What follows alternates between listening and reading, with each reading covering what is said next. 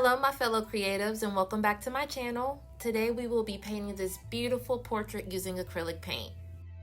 In my last video, I did walk you guys through a couple of steps that I like to use while starting to paint my portraits. So if you have not seen that video yet, please go check that out. The link will be in the description box. So here I am starting off my portrait by outlining the eyes with permanent black and using a small round brush. I like to make sure my brushes are damp before I add paint so I can get a smooth finished detailed line. Once I'm done with the eyes, I then go straight into painting the undertone using raw sienna and a medium angled brush.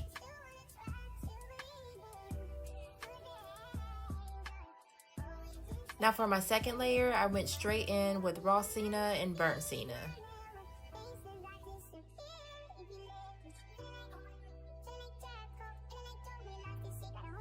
I knew that I was going for a much darker, richer skin tone for this portrait, so I did start to add in some burnt umber as well.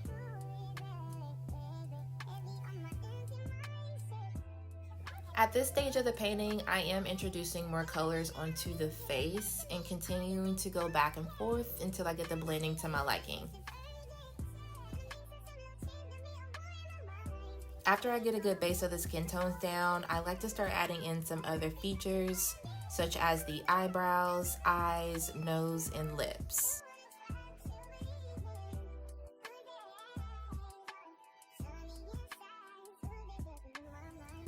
I continue those same steps down to finish filling in the rest of her body.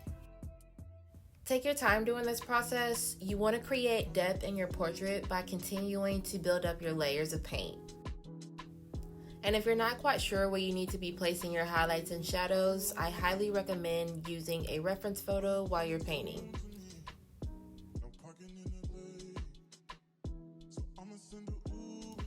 Here's a quick tip on how to add definition to the lips.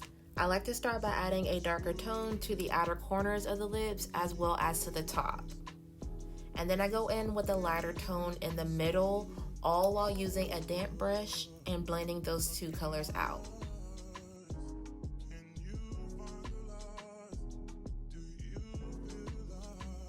After adding details to the face, I then like to focus on filling in the hair. For this portrait, I use permanent black and a mixture of other colors for highlights. After completing the hair, one of the last steps for me is to color in the background. For this portrait, I decided to go with a light green textured background, and this is the finished look. Thank you guys so much for watching. And if you found this video helpful and would like to see more like this, please make sure you like, comment, subscribe, and always stay tuned for more.